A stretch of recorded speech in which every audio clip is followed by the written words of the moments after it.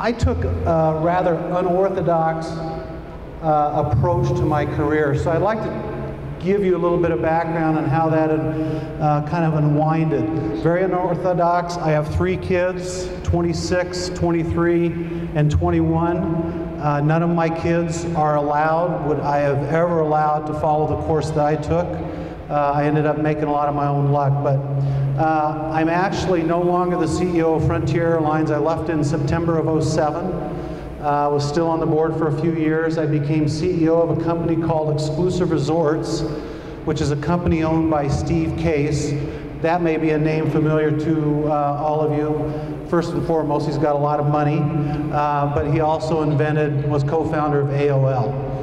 And I just recently left that job. I'm going to remain on the board, but I just, at a point in my life, I want to try something different.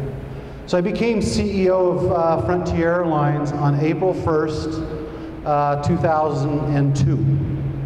So if anybody ever offers you a job on April Fool's Day, turn it down. It's not, there's something wrong, it's not what you want. Now on the upside, we made the Jay Leno show that night. If you remember back during 2002, and it still is in effect today, there's a air security area over the White House in Washington, D.C., the Capitol, Vice President Cheney's house, et cetera, et cetera. And we had a couple pilots. And if you ever fly into Ronald Reagan Airport, when you take off, you'll notice the plane kind of takes this bank. And it's because of this restricted airspace. So April 1st, 2002, we were actually having the retirement ceremony for Sam Adams, who was my boss, who was retiring and becoming chairman. And we were walking into the Natural History Museum, and our vice president of corporate flight operations comes out and says, "Guys, we have a problem." And Sam looked at me and says, "I don't have a problem, you've got a problem." So then we figured out that our flight crew drifted a little bit too far into the restricted airspace, something that the FAA wasn't real fond of. The first thing that happened is on the evening news on NBC, this happens to be an NBC story too, on the evening news of NBC, they have a reporter at Vice President Cheney's house, and you hear the plane take off. Now, the plane drifted into this restricted airspace, but I have to tell you, it was still 4,000 or 5,000 feet. And the reporter, you see the reporter on national news, hearing this sound, he goes, "Well, that's not what's supposed to be happening," and he ducks. Like I say, the plane's 4,000 to 5,000 feet in the air. As it turns out, Jay Leno hears about it. We get on the Jay Leno show, at which point he says, the National Security investigated an intrusion of airspace over the White House, and after further research, they deemed that it was not a security issue because not even terrorists would fly Frontier Airlines. That was day one. So thankfully, it got a lot better from there. I've been very blessed in my life, and you'll learn why. Lance is 110% correct about education. Some of you are going to take a different course on how you further your education, as you will learn I did. I come from a military family. My dad's a retired colonel out of the Air Force. My brother's a retired major, both career pilots out of the Army. My older sister's a retired colonel out of the Air Force. Her husband's a retired commander out of the Navy. My younger sister's a retired colonel out of the Army, and her husband's still active duty in the Army. And then my middle son is actually a Navy officer, and he's down in Pensacola Flight School. When I was going through high school, I was raised in the military. That's all I knew. I come through high school, I get into college, I am going to be a Marine. So I joined the Marines. A program similar to what you might have heard about, like ROTC, it's called the PLC program. Went back to Quantico, Virginia for boot camp, got the great haircut, came back, and I was in a program called the NFO program, Naval Flight Officer Program. And what it was is basically, if you ever seen the movie Top Gun, I was Goose, because I didn't have the eyesight to be pilot, so I had to be the Naval Weapons Officer, or Flight Officer. Well, my junior year of college, you have to remember, growing up from day one, from as far as I could remember, I was going to be in the military. That's all I needed to know, was I was going to be in the military. I would admit to you that when I got to college, since I knew I was going to be in the military, I was going to be an officer, that I followed my heart and I said, you know what, I'm not going to take any hard classes, I'm going to take what I love, so I started working towards a history degree. They dropped my program my junior year of college. I had no clue what I was going to do with life. Not a clue. So my journey began. And this, I hope, is, if nothing else, a sense of hope for all of you. I know it's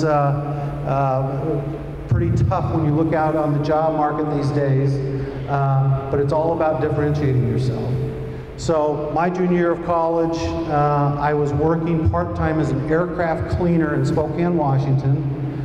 The guy that managed Spokane for Frontier Airlines, the old Frontier Airlines, remember, I'm cleaning airplanes. He comes and says, you know, I don't know what you want to do in life, Jeff, but the airline business is a great career. I wish I could find out where this guy was. Anyways, it's a great career, something you would really enjoy, I think you'd be good at. So my one message to you tonight is something Lance touched upon. I went home and had a conversation with my mom and dad, who in my family, college degree was required. I went home to my mom and dad and said, you know, I don't know what I want to do in life, but I have this job offer down in Oakland, California to go be a ticket agent for $7 an hour. If one of my 3 kids presented me with that same dynamic, I wish, I hope, I pray that I could have said the same thing as my dad, but I don't think I could have. My dad just simply said, all right, you got 12 months. You go do this, you got 12 months. I hope you find something you are passionate about. Some people don't like using that word, but you have got to find something you are passionate about. Don't worry about the money. Don't worry about any of this other stuff. You have got to be passionate about it. I hope you find your passion, Jeff. If not, you're coming back, you're finishing school. So, 15 years later, I'd been at 7 different airlines. I'd been at McDonnell Douglas twice. I even became, one of my peers is sitting here. This sounds like a great track record for career growth. On one side, on the flip side, it sounds like I couldn't hold a job, which is partially true. And 15 years later, after 6, 7 different airlines, a couple stints at McDonnell Douglas, I came to this newfound company in '95 called Frontier Airlines again. It was a company that had 180 employees. We had 5 airplanes. We had one of the oldest flying 737s that was in commercial service. Now, we didn't tell a lot of passengers that because we took care of it. But and then when I left in '07, this company got to be $1.5 billion revenue, over 6,000 employees, over 72 airplanes, and in a very, very difficult environment and industry, being the airline industry. We had created this, lack of better terms, cult-like following in Denver. We had a lot to be thankful for, and what we said was, we're going to be a throwback to what people used to experience when they flew, which was all about service. Yes, it's a commodity. Yes, we know you guys all go shopping for the $49 fares, et cetera, but we're going to provide a service. And to this day, even though I'm no longer involved, I still see a company that sets itself dramatically apart from the competition. My message is simply that, and I'm not advocating the path that I took. I am a believer that life is going to require some luck. I'm a strong believer that you're going to be able to create your own luck. Some of the points Lance talked about. When I look at people, and I look at people that I'm going to hire, you surround yourself, whether it's friends, but you surround yourself with people that love life. They are half glass full, and if they're not, it's not going to be positive on your growth as a person or professionally. Surround yourself with people who enjoy and love life. And most importantly, find your passion. You're going to walk down this path this hallway, and the door's going to open. You're going to open a door. You're going to go through this door. You're going to go into another hallway. There's going to be 20 more doors. You're going to open up another door.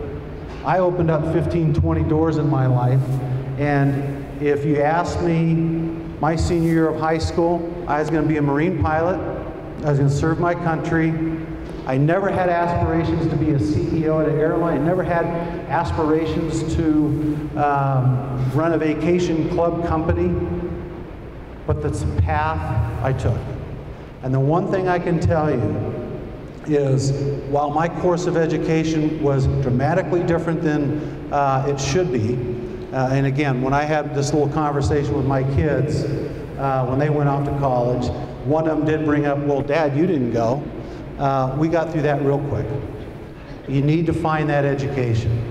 There are different ways to do it, different approaches. Patience will pay off, but you have to get education. When you look at this next step in your life, it's all about differentiation. Everybody, as Lance said, everybody in this room has something special about themselves.